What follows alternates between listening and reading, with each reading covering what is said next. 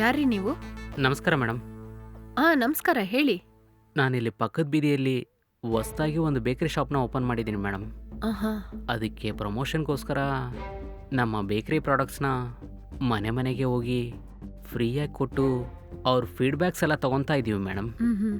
ಅದಕ್ಕೆ ನಿಮಗೂ ಕೊಟ್ಟು ಫೀಡ್ಬ್ಯಾಕ್ನ ಕೇಳ್ಕೊಂಡು ಹೋಗೋಣ ಅಂತ ಬಂದೆ ಮೇಡಮ್. ಇದರಲ್ಲಿ ನಮ್ಮ ಬೇಕರಿ ಕೇಕ್ ಇದೆ, ತಿಂದು ನೋಡಿ ನಿಮ್ಮ ಫೀಡ್ಬ್ಯಾಕ್ ಹೇಳಿದ್ರೆ ಚೆನ್ನಾಗಿರುತ್ತೆ ಮೇಡಮ್. ಓ ಹೌದಾ, ಸರಿ ಕೊಡಿರಿ. ಹಾಂ. ನೀವು ಸ್ವಲ್ಪ ಹೊತ್ತು ಇಲ್ಲೇ ವೆಯ್ಟ್ ಮಾಡಿ, ನಾನು ಇದನ್ನ ತಿನ್ಬಿಟ್ಟು ನಿಮಗೆ ಫೀಡ್ಬ್ಯಾಕ್ ಏನಂತ ಹೇಳ್ತೀನಿ. ಮೇಡಮ್ ಆ? ನೀವಿಲ್ಲೇ ತಿಂದು ಫೀಡ್ಬ್ಯಾಕ್ ಹೇಳಿದ್ರೆ ಚೆನ್ನಾಗಿರುತ್ತೆ ಮೇಡಮ್. ಇಲ್ಲ ಬೇಡ ರೀ, ನಾನು ಇದನ್ನ ಒಳಗ್ ತಗೊಂಡೋಗಿ ತಿಂದ್ಬಿಟ್ಟು ಇದು ಹೇಗಿದೆ ಅಂತ ನಿಮಗೆ ಫೀಡ್ಬ್ಯಾಕ್ ಕೊಡ್ತೀನಿ, ಸರಿನಾ? ಹ್ಮ್.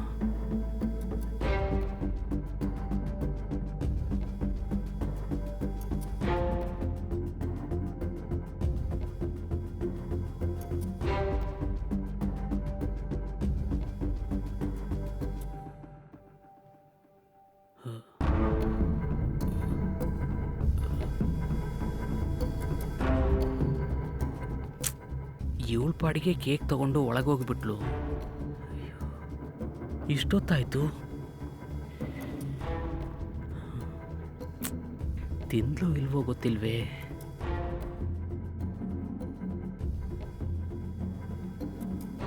ಕೇಕ್ ತಿಂದು ಒಳಗೆ ತಲೆ ತಿರುಗಿ ಬಿದ್ಬಿಟ್ಲು.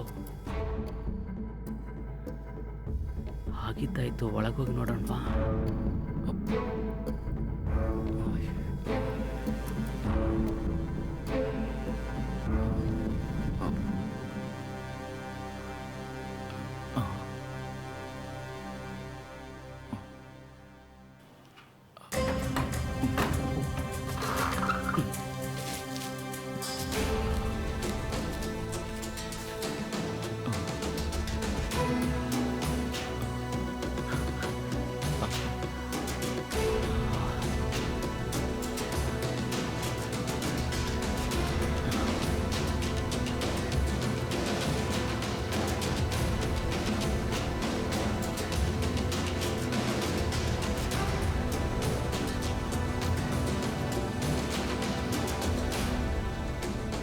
Madam madam